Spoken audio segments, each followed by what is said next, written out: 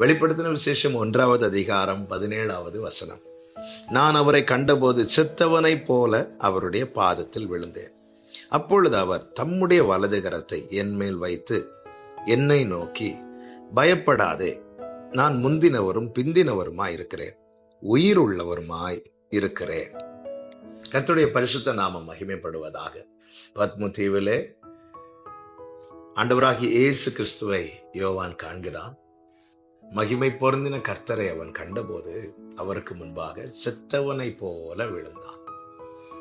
அப்படி விழுந்தபோது இயேசு என்ன செய்கிறார் என்றால், தம்முடைய கரத்தை அவன் மேல் வைத்து சொல்லுகிறார், பயப்படாதே, நான் உயிரோடு இருக்கிறேன் என்று சொல்லுகிறார். செத்தவனை போல விழுந்தவனை செத்து எழுந்தவர் தூக்கி விடுகிறார்.